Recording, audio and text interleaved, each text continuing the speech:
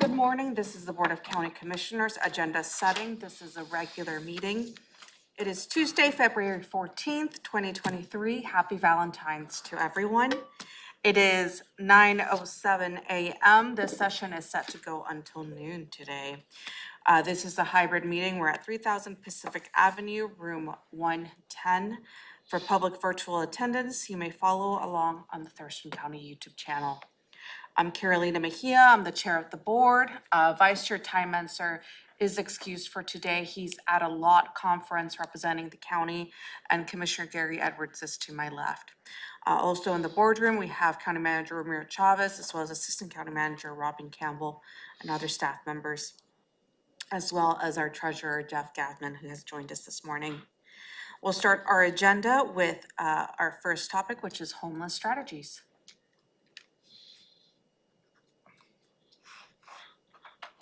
Good morning, Commissioners. Keely Marino from Public Health and Social Services with just a brief update today. We will have our Regional Housing Council meeting this Wednesday, which is offset by 1 week. This will be on Wednesday starting at 4 p.m. Important to note that we will be presenting recommendations for membership to both the Homeless Services Advisory Board and the Affordable Housing Advisory Board. Once those are approved, those will move here to Board of County Commissioners for final approval and appointment. Other than that, we're just readying ourselves for our RFP, which comes out at the end of February for 2 years worth of funding for homeless services and capital projects. And I'm happy to take any questions. Thank you. Any questions for Keely? No questions, thank you. No questions for me. Thank you, Keely. Thank you. And I guess I would just say that thank you for everyone who applied to the advisory committees. It made our job harder. When you have such a great slew of candidates from all walks of life. We had people from, with lived experience who worked in nonprofit to several private sector applicants. So it was just great to see the range of folks that we got who applied. Okay, so with that, we'll go to review of our Board of County Commissioners draft agenda for our meeting of February 14th, 2023. We'll call the meeting to order at 2 p.m. The Pledge of Allegiance to be led by Commissioner Edwards, and approval of the Tuesday, February 14th, 2023 agenda. Then there'll be an opportunity for the public to address the board and county manager's update. Thank you, Madam Chair. I got some information that perhaps you will be receiving public testimony from a group of high school students this afternoon related to climate mitigation in a climate crisis. They have visited all the different city council meetings, and their approach will be this afternoon perhaps. They will provide testimony and they will be laying on the floor through the duration of the meeting. So that's part of their protest in a way. So I will encourage the board, after you hear public testimony, to continue with the meeting as scheduled. Also, you receive an email from Mr. Pettit that he will be providing testimony this afternoon as well. Any questions? No questions, thank you. Okay. So with that, we'll move on to consent items A through C. Item 3A, Public Health and Social Services. A resolution establishing position 40R01653 in the Thurston County Pay and Classification Pay Plan. Thank you, Madam Chair. You reviewed this item last week, and this is related to foundational public health. Let me take you back to maybe November of 2022, when the Board of County Commissioners were making budget decisions. In one of the budget decisions, you set aside just about $300,000 from the foundational public health with the intent is to have the newly formed Board of Health provide a perspective as to how those expenditures should be spent. That meeting occurred in the board, and their meeting on January, the Board of Health provided some recommendations to the Board of County Commissioners to consider expenditures of that set aside of foundational public health. One of those recommendations was to create a position that relates to the public for maternal health and education prevention programs, community wellness. And this is the action related to that. On that conversation also, you had a conversation related to the medical assistant position. And I'm planning to bring that conversation back to you on February 28th is the next time the board will meet on an agenda setting. So you can globalize the conversation in the recommendations from the Board of Health. This particular action will have an impact of $5,880 per month. And since it's a brand new position, there is not a previous position. And this position will be fully covered by the financial public health. Questions, Commissioner Edwards? Yes, even though it's covered by public health, is this pass-through money from the state that is going to Yes. fund this? The board has, beginning back in January 2022, you approved the CONCON contract. And the CONCON contract has gone through many different amendments.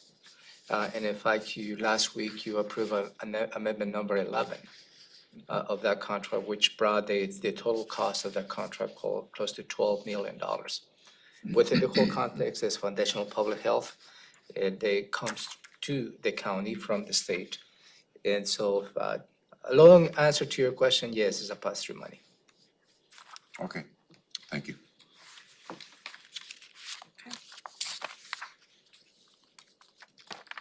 Sorry, I got lost.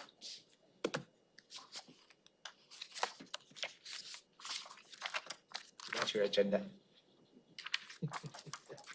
I was going through Board of Health items, sorry. Okay, moving on to item B, which is authority of the Director of Public Health and Social Services. Thank you, Madam Chair. For your consideration is to designate the new Public Health and Social Services Director as the main contact for housing and urban development.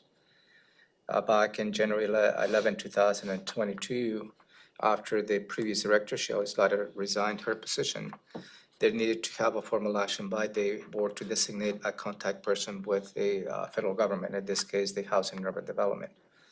Back in 2022, you designated a county manager to be the point, a contact person. Since we already have a public health director, this action moves that point of contact to David Bain, the new Public Health and Social Services Director. It's more of a procedural ask. Any questions? Questions, Commissioner No Edwards? questions, thank you. No questions for me. Item 3C from the Treasurer's Office, 2022 refunds report. Thank you, Madam Chair. That was a good conversation to have with the County Treasurer, Gathman, and he's present here off the screen. And this is a list of property tax refunds that he goes through on a yearly basis. The total refund, I'm just going to give you the highlights of this report, amounts to a total of $2,778,837.25. And there's a combination of many different actions as to related to this tax returns. Some include the Board of Equalization actions, amounts to just about $85,000. Also included is that boundary line adjustments for about $1,000, just to give you the breadth of the different actions. Check over the amount that was given to the property taxpayers that amounts to $740,000. Destroyed property, $12,000. And some exceptions granted on their property tax amounts to just about $1,396,000. And that globalizes some of the conversation. Jeff Gatman is here to answer any questions. And I believe some of the questions was how this relates to previous years in terms of the amount. And perhaps Jack can answer that question. Thank you all very much for your time this morning. So this is just a report that I have to give to you. It's not an action item. It's basically part of the transparency of government, so you can see who checks have been written to and how much they were for. And the question last week from Commissioner Edwards was, how does the 2.7+ million this year compare to prior years? And I looked that up and I gave it to him. Basically, about every year we run between 2.5 and $2.8 million, and that's been pretty consistent the last 4 or 5 years.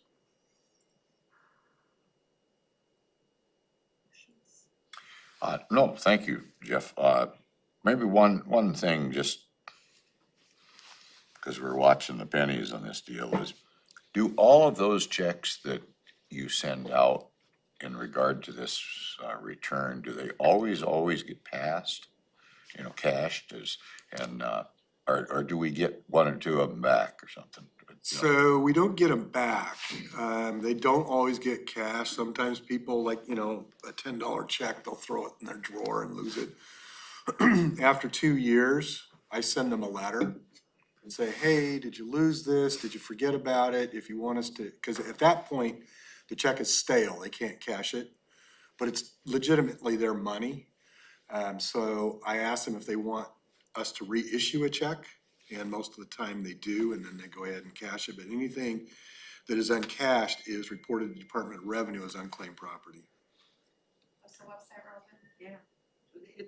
It's on the Department of Revenue website. I couldn't tell you just offhand what the web address is, but unclaimed property on Department of Revenue, and you look up your name, and sometimes you find money that's owed to you. You spit it out last time, that's why I put you on the spot, like, so for some reason you knew it last time, Yeah. you're just like, oh. I might have been looking recently. Yeah, probably, I think so. Every once in a while, I have found something that's owed to me. Oh, that's great, okay. Thank you so much, Treasurer. Thank you.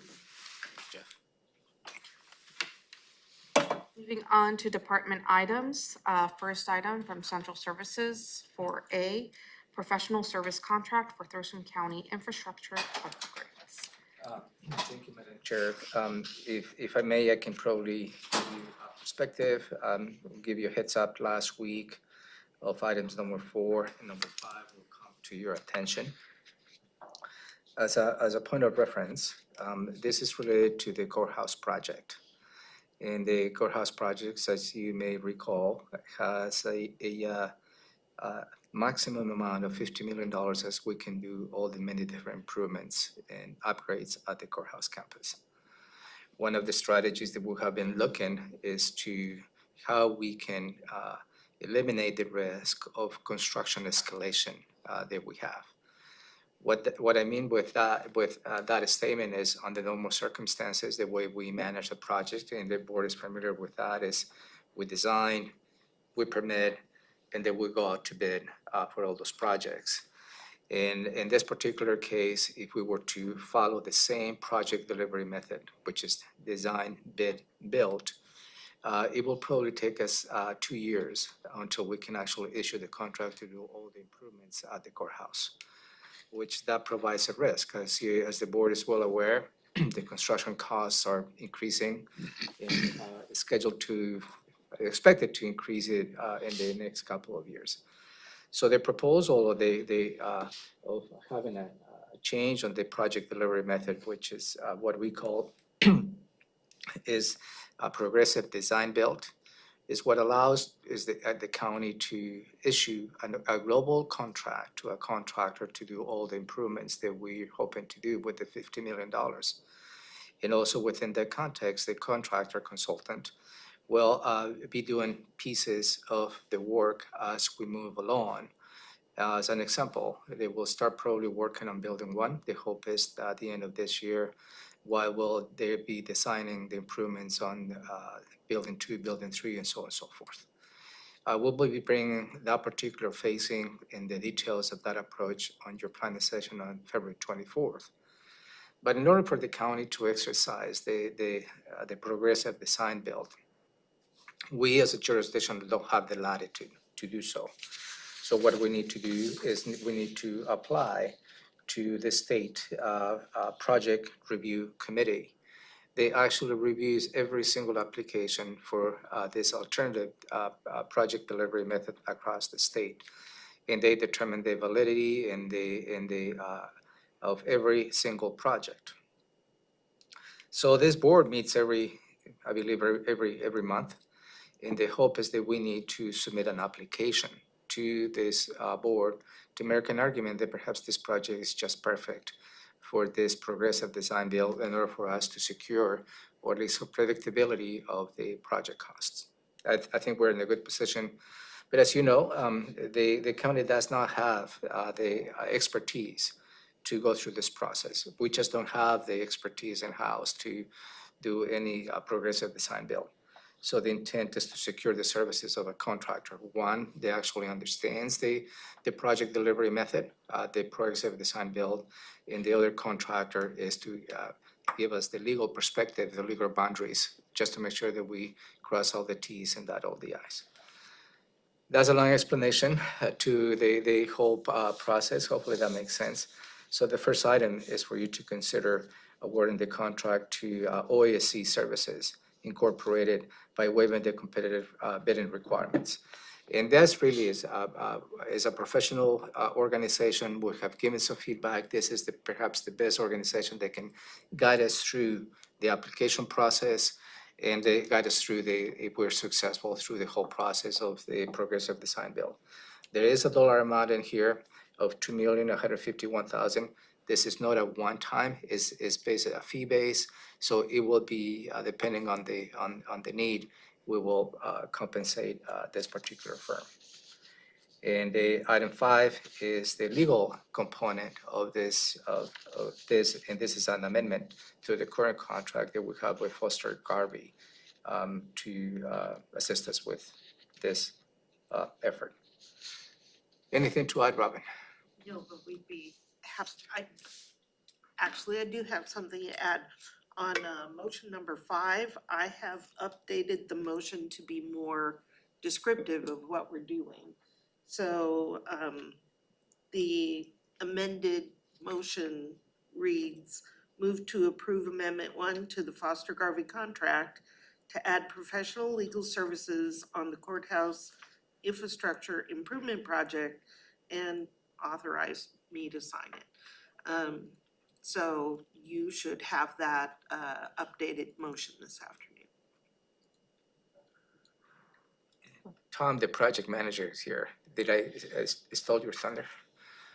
You described it very well. I'm just going to answer any questions. Questions, Commissioner Edwards? Isn't the prosecuting attorney somehow connected with this process, deputizing? Yeah, the prosecuting somebody? attorney has deputized Foster Garvey as a legal representative to provide legal services to the county. So the county prosecutor has already done that. And They don't have the expertise in our prosecutor's office to guide us through this project, so they've. and how do we gauge what we're going to pay for this service?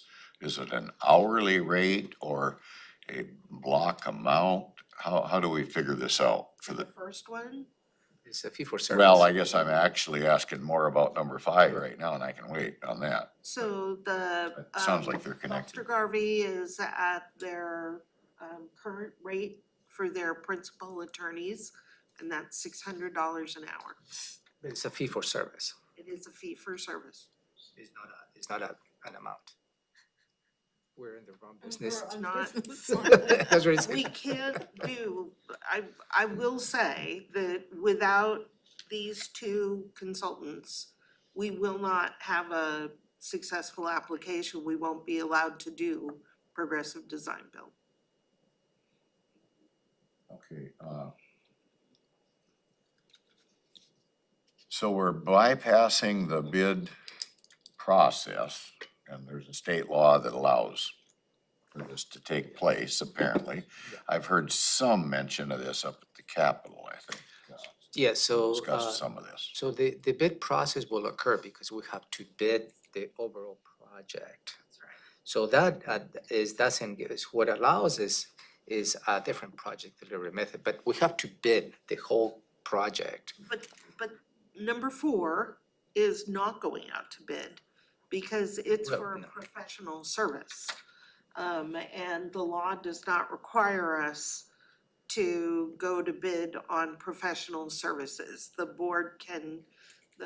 county policy is to go for bid, but the board is allowed to waive the bids. And there are only 2 or 3 firms that do this type of work that are acceptable to the state. And this one came highly recommended and is available. So, Most of all, yeah. And their rates are similar to the other 2. And I guess my question then is, what's the end product that we're gonna get for $2 million? Is it architectural, engineering, what is it? I mean, what do we is get the, in the end what for we this? get is project management. And Over that the is whole over operation. the whole duration. So, and first, we will access their expertise to help us craft the application to the board. If That's that monthly board that meets? yeah, Okay. so that is the project review committee board, that's the state board. So there's 2 paths on that one, right? If the board approves, then we'll continue to use the project management expertise with this consultant with the maximum amount. If the state board does not approve our project, we say, thank you for your services. But That's we still have to pay the bill to the point at least getting there. right. I mean, to whatever hours they spend on helping us on the application. And then, I don't know if this is truly relevant, but it seems like I remember on the $50 million amount that we talk about for remodel. It seemed like in the end, when the bond went out or something, it was somewhat less than that, maybe 47 million or So something. Duncan, I'm Oh, gonna yeah, do I a mean, I'm- very poor job of explaining this, but what Duncan told us was that at the time of issue, the coupons were less they went out for a little less for us to generate the full 50 million. So we got 50 million in the bank. But the coupons were slightly less because of a discount on how it was done. And it's all, that's why we pay our bond counsel and bond advisors to help us through that. We don't do it, I've got like this much knowledge on bonds, and I'm probably the most knowledgeable person in the county. And we don't do it often enough to develop that kind of expertise. But basically, we do have We have $50 million in in an the account. bank In for the this. bank. somewhere. And as we move forward, are we able to utilize the interest off of that 50 million in maybe other areas? Oftentimes we sweep No. things. Yeah, No. we are restricted by the IRS on how these funds are used because they're issued as tax exempt bonds. And we have to show that the interest that we earn on the money is less than the interest that we pay on the bonds. And then the money needs to be used for purposes that are allowable under the bond. And also there is a very expenditure timelines, so we don't run into arbitrage laws. It's gonna be gone hopefully in 2 years, but we need to spend it down to avoid something called arbitrage. We need to spend it down in 3 years, spend it out with milestones along the way. And those we put in our comprehensive plan or something, somehow, right? The project. The projects. It's included on the Yeah. capital facilities plan. Capital facilities. Yes. It's included in the capital It is facilities plan. absolutely on the CIP. It, you know, the CIP is part of the comp plan. Larger umbrella. And how, do we have any idea how much at $600 an hour we're gonna, I mean, do we have a rough idea of what this takes? For the attorney, no. I mean, if you put in there 100 hours, that comes out to, what, $60,000. He's gonna review documents as we present the RFQ out, those type of things. Those guys are efficient on using their time, so I can't see him using 100 hours to review documents and make sure we're following the path correctly and following the laws. But it's just on an as-needed basis to review documents. So does your shop review those, before we send them in for their final review, I take it? I mean, you'd. Yes, our procurement specialist prepares the RFQs, we prepare everything. We just want a second set of eyes to make sure we're following the design build process correctly. That's where we don't have the expertise within the It's prosecutor's acceptable office. to the state. Well, we don't have the expertise in the legal, we don't have, Tom is an experienced capital project manager. However, he has no experience in design build. So those are the things that the state is looking for in the application. And they want someone who has successfully done a minimum of 2 of these types of projects. And we don't have that anywhere in the county. This will be the first for the county. How long has this design-build process been in place? Does anybody know for sure? I mean, Geez, this from is- the state. This has been a long time. So it's a and normal uh, thing for bigger Yeah, projects. my previous life, at some point we tried, but the threshold at that time was $10 million since a project cost. And now they have reduced to 2 million. But no, everyone takes advantage of this because it's a very comprehensive process that really requires to cross all the Ts and dot all the Is. It's quite common in the public to do it. When you go into government, it's not as common because public developers, they want to start building, and the time cost of money, they want to start designing and building their foundations while they design the rest of the building. Here, we're a little bit different, and because this is a remodel, it's not the typical design your foundation, design your first floor, second floor, third floor. So that's why it's an alternative method of doing it. So there's a little more restrictions when the government tries to get involved, as Mr. Chavez said, on, the $2 million restriction that says anything over that, we have to go this method. And Commissioner Minzer was saying last week that he had seen a very successful one of these projects. On a lot IT or program or what? something. Yeah, a lot. So, And inner city transit. Or inner city and transit. inner city transit, thank you. Yeah, and I think they're gonna exercise the same project delivery method on the phase 2. Yeah, it's coming up. Right. So So, this is first for the county, if we're successful. I personally, from a technical point of view, I'm looking forward to really go through this process. Our project managers will learn that scale that we currently don't have. And I think this is a well value added. And at the same time, we'll try to control the cost. And that has been always the focus of the courthouse remodel campus is controlling the cost. And it does seem like this is a savings in the end. I mean, it is definitely a way to control costs. to- Our pre-design consultant told us that the only way that we're gonna meet the timeline that they laid out is through design build. And they have said that if we delay by much, we're gonna be hit by the escalating cost in construction. And it's going to already be difficult to stay under that 50 million, but it would make it extremely difficult if we delay. My question, Robin, is so that 2.1 million is coming out of the overall 50 million. That is where it is budgeted at this time. Okay.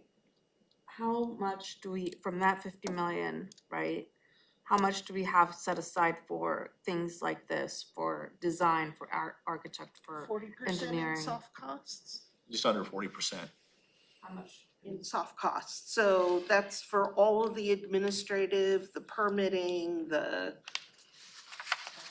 you're allowed a certain amount of a project in soft costs. Including contingencies. Yeah, Okay, math people, what's 40% of 50? Contingencies. So we'll give It's a you. lot. It's a lot. that's a lot. And one hopes that you don't use the entire 40%, but you need to allow for these types of The things. majority of the 40% is the contingencies, and the contingencies is really what we need to do in case we open the building, we find something unexpected. So we have the funds to do it. And again, on the 24th of the planning session, we set aside a good time for Tom to walk you through, and specifically what that $50 million plan is. That will give you an indication of what the soft cost, some of the proposed elements of the remodel on the many different buildings. And as soon as you feel comfortable with that, we'll start reaching out to the different stakeholders after the fact, so we can move forward. Did I hear you say as soon as we feel comfortable? I don't know if that's ever gonna, I don't know if that's ever gonna happen. Well, but- the board has provided direction to move forward on the remodel and everything else, but feeling comfortable on the concept and everything else, because it's important for you to, at least from my point of view, for you to understand the nuances of that project. And legal does, I mean, somehow has to be involved in this, that So Scott Cushing has signed off on the project manager item number 4, and Elizabeth reviewed and signed off on item number 5.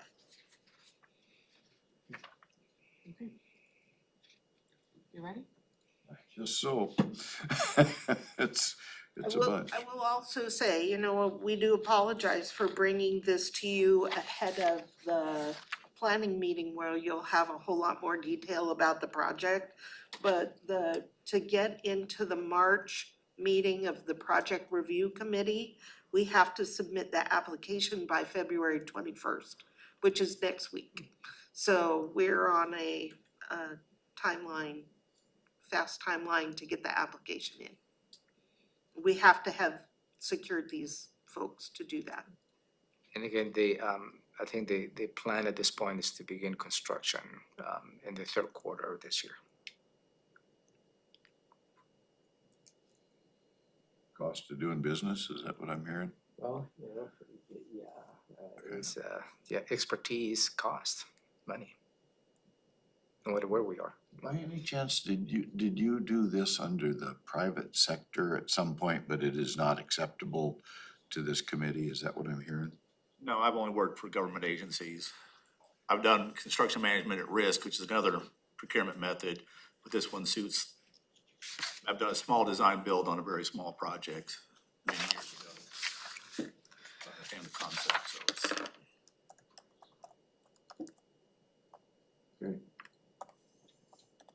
Okay. Will the Foster Garvey contract amendment, will that, 600 hourly, will that also fall under the 40% of the soft costs, or is that, It is part of the project cost. so, okay. And let me just ask a question about that as we move forward. So we also don't go out for bid on that because there our bond representative or the prosecuting attorney has designated that there are legal representative. We already have a contract with them, with this firm. And this is an amendment to the existing contract to expand the services of an attorney who understands the progressive design bill. Not only that, but they're also familiar with our bonds. So they know the bonds, they know the limitations on these bonds. They know what they can and can't be used for. So having all of these services in a single law firm is, I think, a benefit to the county, one that we're very familiar and comfortable working with. And this oversight is gonna take place over probably the next couple of years, is that it? Is that right? Okay. Okay. Do you think, let me ask one other thing. Do you think there's any commissioners that actually, other elected folks around that we're not really expected to know every darn nut and bolt about this whole process, are we? I mean, when we have oversight, that's where we depend on our legal folks to make sure we're headed in the right direction. Exactly.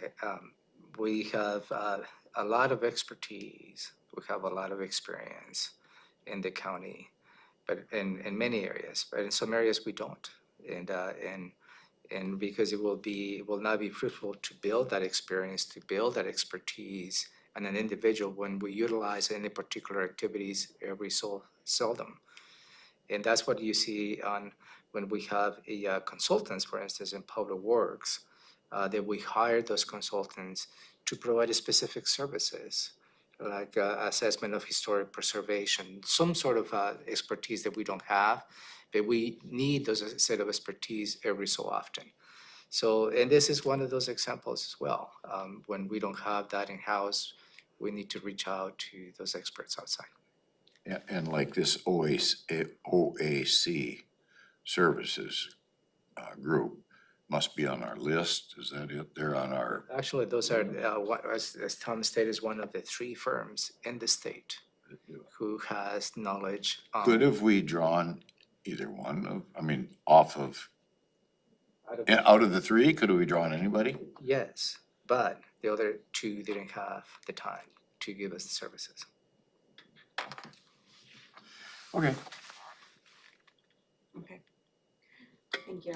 Moving on to Public Health and Social Services, item 6A, amendment to Regional Housing Council interlocal agreement.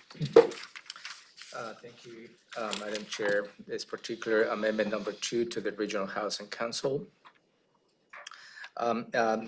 makes a significant changes in related to funding. Number 1 incorporates statements between the Olympia and Tumwater related to the home fund as we combine with the city of Olympia. Also, this amendment creates the 2 advisory boards. One is the Affordable Housing Advisory Board and the Homeless Services Advisory Board. And as you heard from Keely this morning, and I believe Commissioner Mejia participated in the interviews of the reviewing the applications of those applicants, and the applicants to those boards will be reviewed by the Regional Housing Council tomorrow. Number 3 establishes the chair of the advisory board. Advisory boards sits in the Regional Housing Council as an ex officio member. That will mean that they will not have a voting role. Number 4 eliminates the requirements that jurisdictions take a separate action to approve projects that are funded by House Bill 1406. And that's really a streamlined process that we see.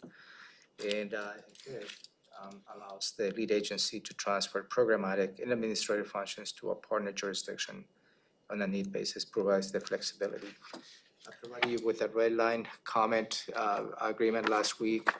I didn't have the chance to review, but again, this has been vetted by the Regional Housing Council, also has been vetted by the partnering jurisdictions, and I believe we're ready for you to consider taking an action on this amendment.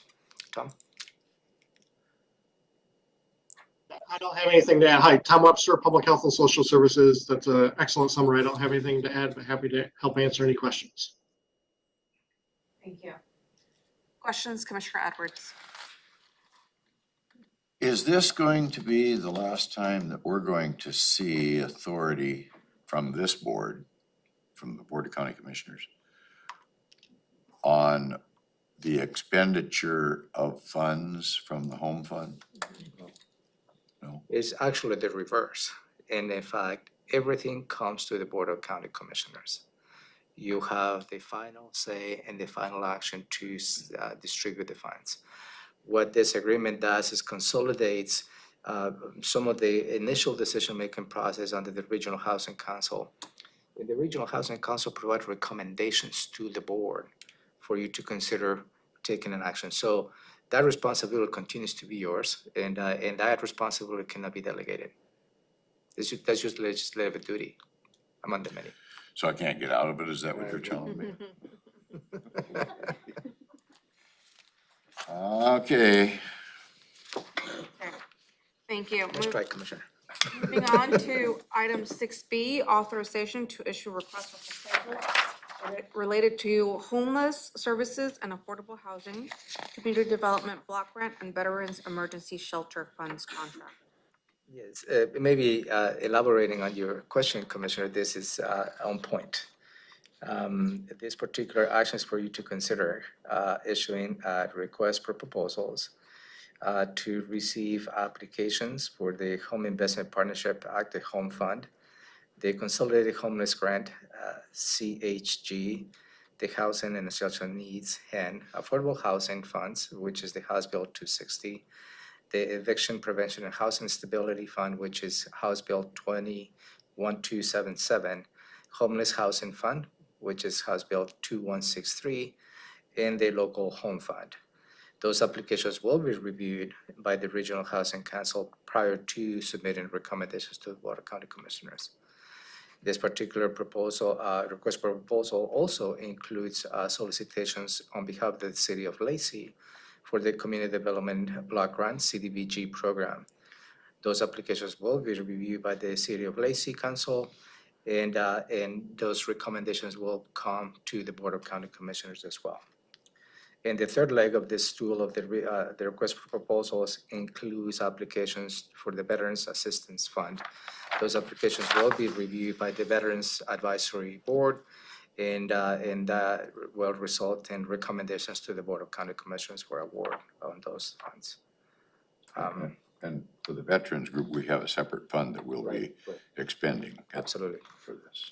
That is outside of the Regional Housing Council, which is maximizing the request for proposals process to secure all that. Tom? Yep, nothing to add, but happy to help answer questions. Questions, Commissioner Edwards? No, I don't think so. Thank you. Okay, moving on to 6C, set a public hearing on home health plan and to amend program year 2021 HUD annual action plan. Thank you, Madam Chair. Under the American Rescue Plan, the county received a grant award of $3,053,476.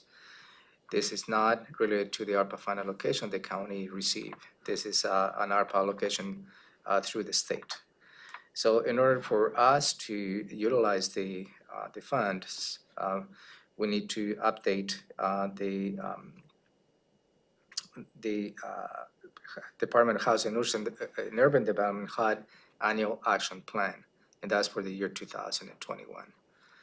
Before the board can consider updates to this plan, you need to hold a public hearing. And the public hearing is scheduled for your consideration for March 21st, 2023 at 3:30 in the afternoon. And it's a little bit lengthy, set the public hearing because it's a requirement that at least 30 days prior to hold the public hearing, those amendments needs to be available to the public. And again, this is to update the 2021 Department of Housing and Urban Development Annual Action Plan.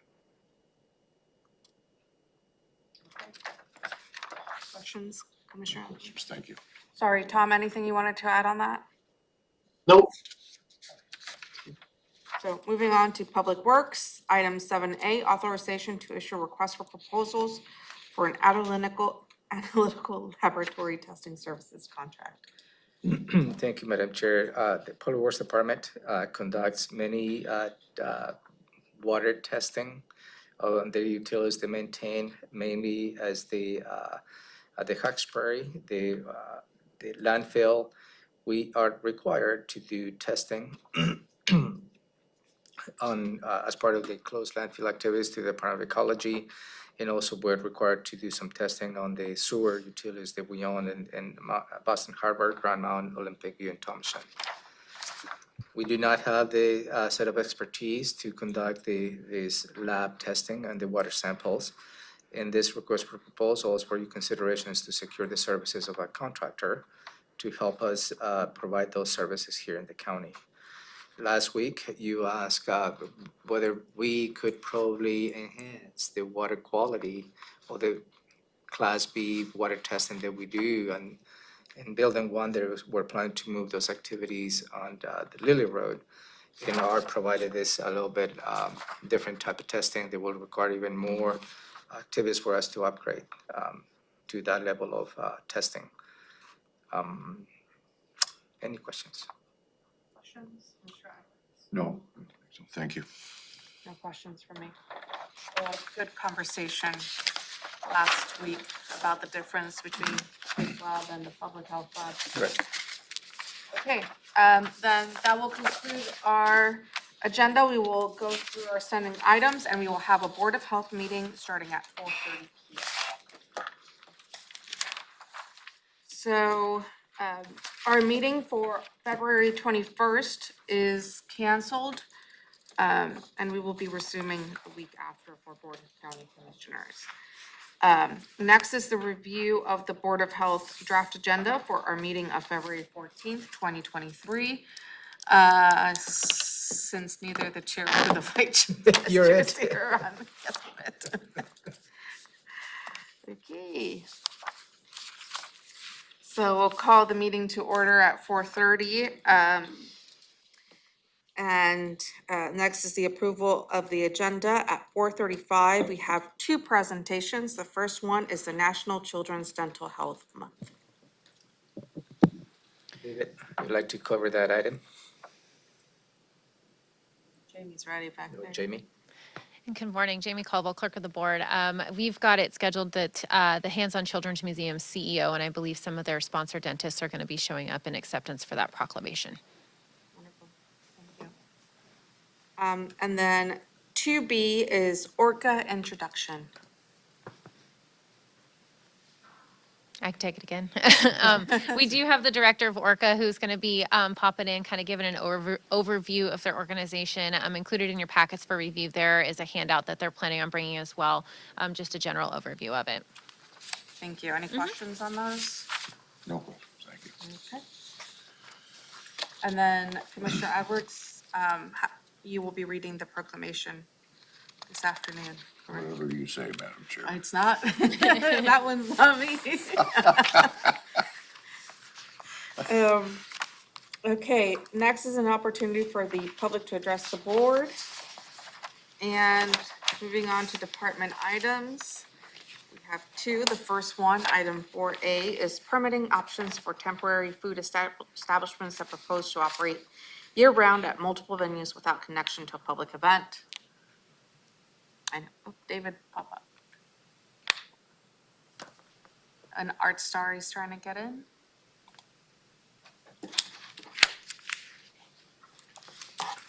Okay, David.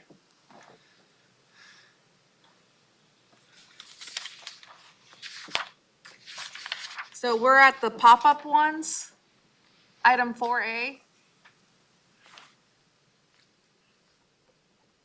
Do either you or Art want to cover that item? Yep, there we go. There's Art. There we go. Sorry, you guys moved too quickly there before.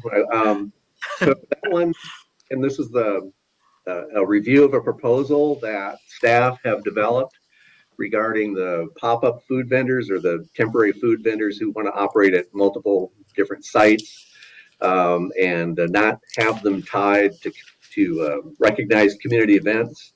So this was started last year when you received comments from someone who wanted to have some, I guess, greater autonomy, be able to set up more events. And so over the past summer, staff developed a pilot program that allowed actually 5 different people to go about setting up their temporary food events or have more options for temporary food events. So we evaluated that and have now come back with a proposal for that we'll review with the Board of Health. We think that it will work. Actually, the one vendor who started the discussion, he seems to be satisfied with the proposal. We've also talked to other folks to get reactions from them. There's general support for it. And so we want to be able to review that with the board, explain how it might work. and then give the board some opportunity to discuss and deliberate on that. And then when the board feels that they're in a position to do so, they can then authorize it. We're hoping then that they'll authorize us to develop the policy to actually implement the program. One thing that about this proposal is that it can be done without amending or modifying our county code, which is, I think, an important thing. So if when the board is comfortable with giving us some direction, then we can go ahead and develop a policy to do that. It should be pretty straightforward, I think. So that's it in a nutshell. I didn't want to review this. I mean, I can provide more detail if you'd like, but Sammy Berg will be providing that presentation, and I'll be there as well, along with David. And we'll do our best to present things and answer your questions. Thank you. Questions, Commissioner Edwards? Art, I think my question would be, we gave some leeway to, sounds like 5 different groups, maybe, or businesses, to see if we could make something work. Are we withdrawing any of that leeway? Are we imposing any more restrictive oversight than what we've allowed, like over the last 6 months? Are we pulling back? Are we saying, well, this is working, so we're gonna kind of stick with what we put together? What's it look like?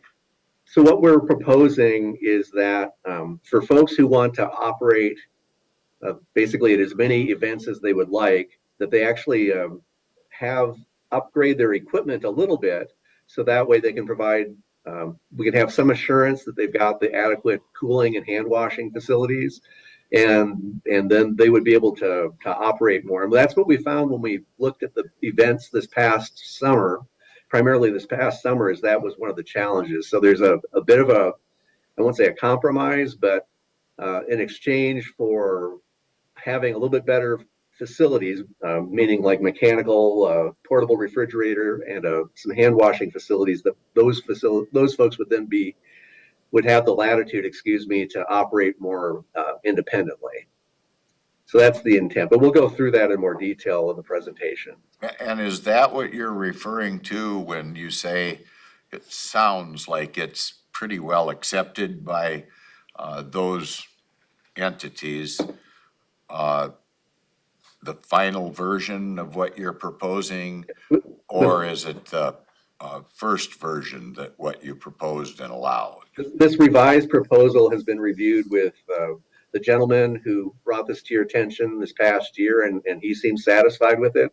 Sammy's also talked to others, and again, there seems to be support for it. Different food industry, I say industry, but representatives of the food service community, and they seem supportive of it. So that's what we'll review this afternoon. Okay, and I'll share the comments that I spoke with Patrick. I saw him at one of the breweries, and I talked with him about how it was going, and so I got his feedback on it, and I'll share it with you. Was he inspecting? Was he inspecting or? No, he was just, Okay, got it. he was doing burgers and, Nice. not Patrick Soderberg, Patrick from Carbon Pop, yeah. Okay. So I got a chance to talk with him and see how it was going, and he gave me feedback on it, and I'll share it with the Board of Health. It was good feedback, Art. Okay, I was wondering. Okay, so with that, we'll move on to item 5A, Integrated Pest Management Program Review. So I can start with this if you like, David. So this is a follow-up to a present, actually it was a few months ago, you were being asked to review prescriptions for noxious weeds that were developed by the Public Works Department. And as you know, the Board of Health has the responsibility to review and approve prescriptions for certain types of weed pest control activities.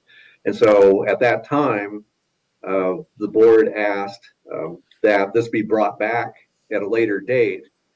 But actually before reviewing those prescriptions, I think it was Commissioner Menser who asked that we come back and provide the new Board of Health with an overview of the program, the integrated pest management policy and program that the county has. and to provide them with that background information and also to identify kind of what the roles and responsibilities are of the different players who develop prescriptions and who review them and who ultimately approve them. And that's what Patrick will be doing today, is providing that information to you and to the full Board of Health, again, to describe how the county goes about developing pest management programs and prescriptions, what the roles of staff are, what the roles of the Pest and Vegetation Management Advisory Committee are, and then ultimately what the Board of Health, what their role is when those prescriptions are brought to them. Again, because we thought that would be important for them to know and to understand before they're asked to actually use that authority to review and possibly approve prescriptions in the coming months. So that's what we're attempting to do today. So Patrick's prepared that information, and those are the slides that we have. And then depending upon the direction of the board, then we can come back with the prescriptions from Public Works, or we can provide more information if they have questions about, the policies or past practices or whatever it is that might be of interest to the board. But today is basically reviewing the policy and the roles and responsibilities of the different players with a focus on what the Board of Health does and what their responsibilities are. Thank you. Questions? Yes, one area of questioning it would be, as a general rule, we stay within the guidelines of the state on their requirements. And I guess sometimes we've even made it more strict, I guess. Are we making any recommendations about prescriptions at this point, specific prescriptions, or are we just talking about the policy of how it comes about? This presentation will be talking about the policy. And then depending upon the direction of the board, then we'd be coming back perhaps as early as March with prescriptions from the Public Works Department for noxious weeds. And they've already been reviewed by the Pest and Vegetation Management Advisory Committee. They're ready for review by the Board of Health when the Board of Health is ready. I guess from your shop, I would just ask that you be aware of, if we make any changes, how do we afford to implement that policy? And I think I can best refer to this. Some years back, we made some adjustments that saved us on roadside activity, where we had been doing this at a high cost, manual labor versus doing some spraying, even though the spraying kept us under the threshold from the state. So if we're gonna make a policy change that might have a budgetary impact, I'd like to make sure that we point that out to the board. Yeah, go ahead.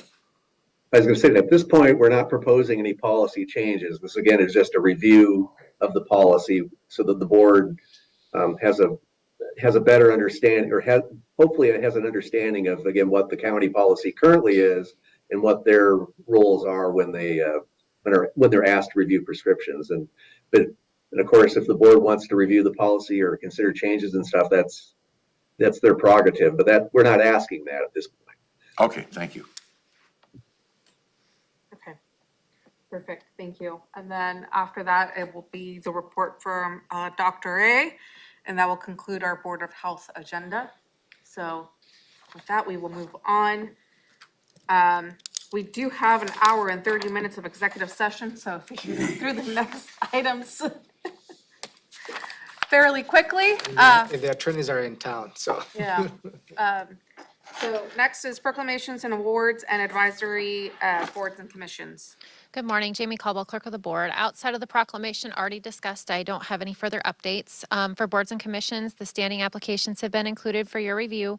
I did receive an appointment request for the Boundary Review Board and clarified with the staff contact that there were no applicants and that their expectation is for the board to actively recruit for the Thurston County representative.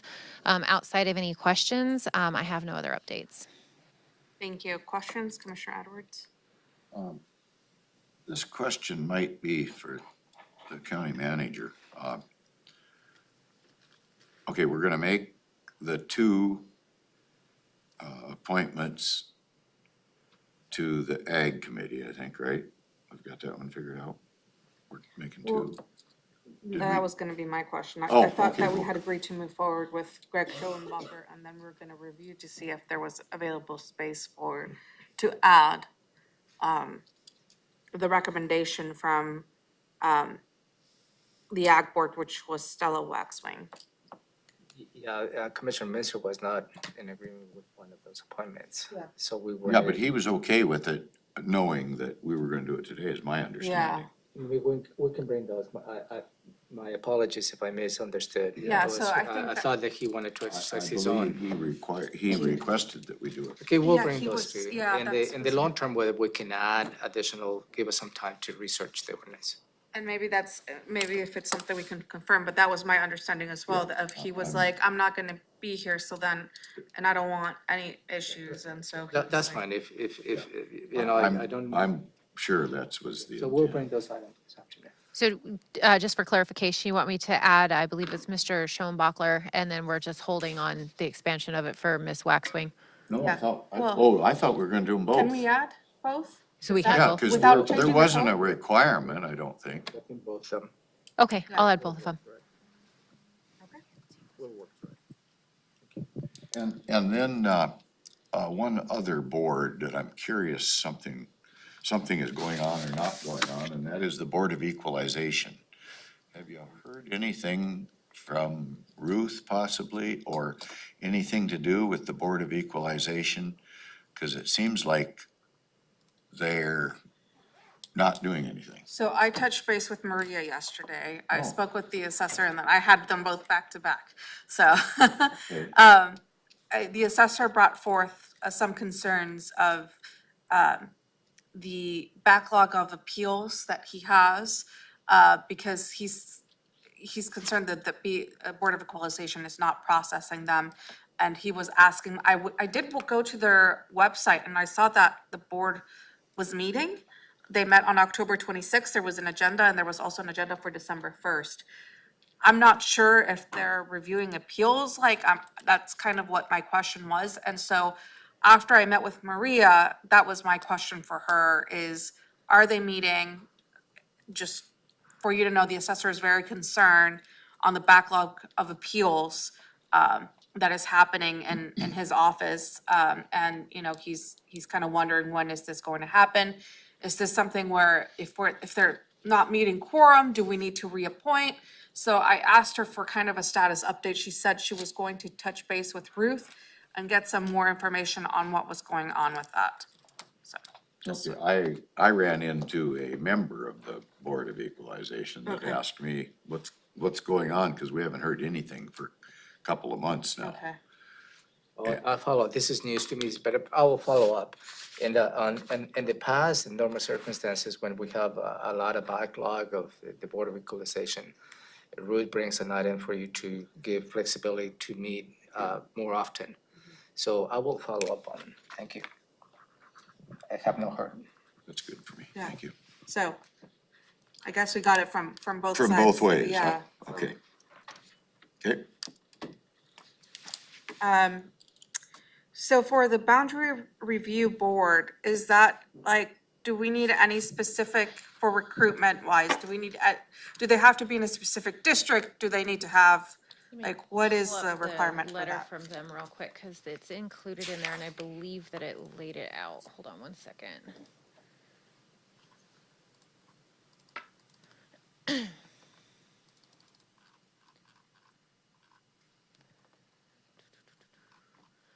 So board members are residents of the county they serve. The 5 members, they have 4-year terms. Let me serve 4-year terms. I think it was included in his email there. I can follow up on that and get the specifics for you. Jeremy know about this stuff? Jeremy Davis? Yeah, they can reach out to him. Yeah, maybe he could kind of help us along on some of this. I don't know. He used to be there. He's knowledgeable about it, it seems like, so. Maybe until we can get input from him or something. Yeah, and I think this is the first you've heard about this appointment, maybe wait until Commissioner Messer comes, have a global conversation. Sure. We'll be ready at that time to give you the answers that you're looking for. Okay.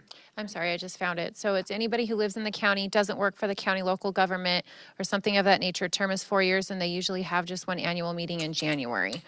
So they just have to be a resident of the county that is not employed through the county.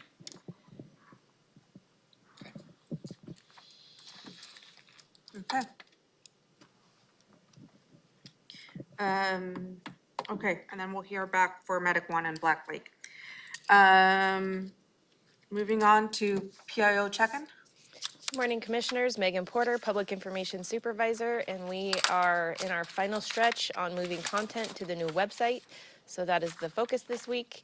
Next week will be a content freeze week, so we will not be adding anything to the website unless it's statutorily required for a launch on March 1st. So we're almost there and we're getting excited about that. So pending any questions, that's what I have. I'm very excited. Can we see like, I don't know, a sneak peek? Yes, I can probably, Your assistants received the beta version yesterday, so they would also be able to show you, but I will be at my we can desk certainly and share that with you. you can, Pretty, you can show it to this us. is snazzy, looks very good. It's very uniform and people will know they're on the county website when they're on the county website. So in the address is gonna be, I think it's thurstoncounty.gov. Finally, we're moving into the 21st century. It's the same web address that we've always had, so it's www.thurstoncountywa.gov.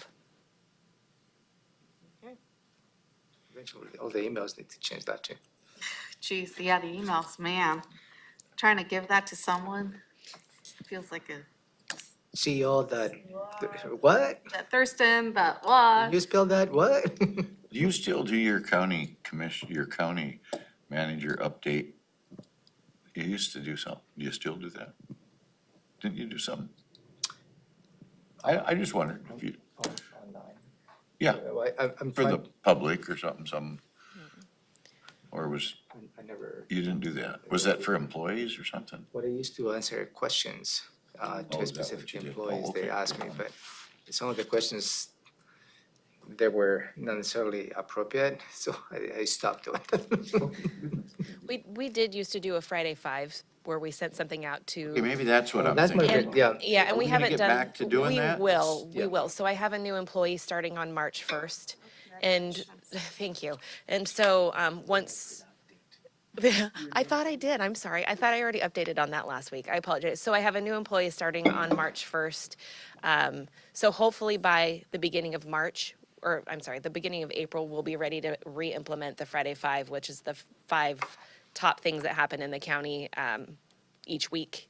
And so once I get her on board and moving, then we'll get back to doing that, yes. That was a favorite for people. People Yes. really enjoyed the Friday I got a Five. question about how come something happened. Yeah. Yeah, I had put it out on social media, the reason why we weren't going to be doing it for a break, but we'll get back into that, yes. Okay, legislative update, county manager, you have,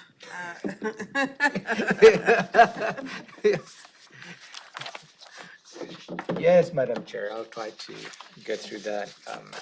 So you have the report in front of you, and I highlighted and read some of the updates of the report from last week. But let me draw to your attention maybe to the new bills. And I'm just going to walk you through briefly on each one of those because those might be of interest to you. Are the And new this, bills in red? yeah, and that starts on page 7 mainly. There's one on page 1. This is just an update on Oh. how it's progressing. Okay, but the new bills are on page 7. Okay. I'm not gonna go through each one of those, but just to keep you up to date on the 5638, that's the related to the Lake Management Districts. At this point, is not having any move on that. 1715. This is enacting comprehensive protections to victims of domestic violence. And this opposed, and this is along the lines of WASAC. Now, on the bills of 1734, 1813, and below is the 1751. All three are related to Supreme Living. 1734 providing notices requirements for for less restrictive activity placements. 1813 establish a moratorium inciting the use of those community transition facilities for a long period of time. How are you opposed to that? No, I'm sorry, that's a support. Change that. Thank you. I have my note in here to change that to support. No, sorry, I was right like, here. So it was a type of support. Thank you. And down the 1751, also is concerning inciting of sex offenders facilities, also support of that. Each one of those had different, a little bit nuances of requirements, moratoriums. So we'll see where that goes. As I said, there's a lot of energy. Yesterday, Commissioner Edwards had a brief conversation with a couple of representatives. There seems to be a lot of energy behind this. At least some of the legislators that we met with, they are aware of this. They'd like to help and see where it goes. Today you have an executive session at 11, and that set aside an hour to globalize the conversations, providing you with an update with your attorneys and perhaps next steps. Also, for you to highlight is House Bill 1446 and 1387. And the bill that you have already been tracking on page 4, which is House Bill 1380, are all related to law enforcement. I will walk you more in detail on the 28th when Commissioner Messer is here on those bills. But go ahead, I'm sorry. I just wanted to add on that comment because we had a conversation last week about the bill that was going through for recruitment and retention of law enforcement. And I spoke with Sheriff Sanders at our check-in, and I kind of, just kind of covered the conversation that we had. One thing that he did mention is that this specific bill was to recruit and retain the allotted officers he already had. It wasn't to increase that, like the number of employees. So I thought that was kind of very good because we were talking about that, right? We're like, and he was just like, no, that's just specifically for the number that I already have allotted, right? So he currently has a couple of vacancies. They would help him fill those vacancies, but not really to add more bodies to the sheriff's office. Right, that is correct, and that is the House Bill 1380, which is on page 4. But there's related to that, there's other two bills, the 1446 on page 7. And this really is for a councilmatic action to include 1/10 of the sales tax to add additional law enforcement officers. There is not a bill that states that 1/10 comes off of the allocation to the sales tax by the state. I couldn't find anything like that. So the only one that is related to the 1/10 is the House Bill 1446 and the companion bill, Senate Bill 5361, which gives the local legislative authority to implement a 1/10 for increase of law enforcement. And also the bill below is the House Bill 1751. The 1387. And this is just allows for training capabilities and send some by the training commission at the state. I will bring those three bills on the 28th for a little more conversation, give you more in detail which each one of those will do, because that's in relation to the public safety initiative that I highlighted last week. What about 1751? It's 1751 is related to the sex offenders. Yes, and that is related to the Supreme Living. right. Yeah. So we got 4 related to that? Yeah, we have 3 related to the Supreme Living, is the 1734, 1813, and the 1751. As far as I know. And I'm just comment, is the print material got support under 1813? I've got it written in and No, you no, have we- it written in Yeah, maybe, but I will change that. I wanna make sure I that when will the change public that. gets No, a no, I copy will of. change that today. And we'll send that to, Thank we'll send that to Deborah. There was a typo, it's a support. So for the public, House Bill 1813, which establishes a moratorium on the secure community transition facilities, the county supports that bill, and I will change that today. 200%. Okay, perfect. Like, Yeah, okay, moving on to briefing, public hearing decisions pending. There's one, the 2023 budget calendar, and this is a follow-up to our briefing of February 9th. So Robin, Yes, commissioners, as you heard at the briefing, this is the, schedule that enables us to meet all of our deadlines and allow as much time as possible for development of the budget, and we just ask for, your approval of the calendar.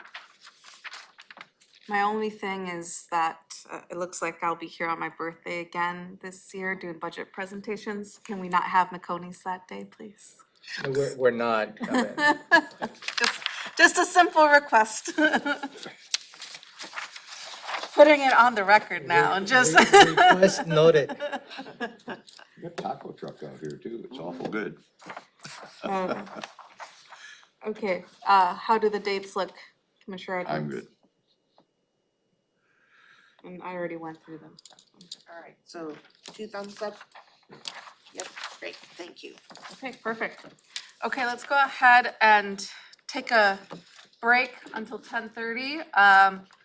Go do a quick coffee grab, and then we'll come in and start the executive sessions. Thank you.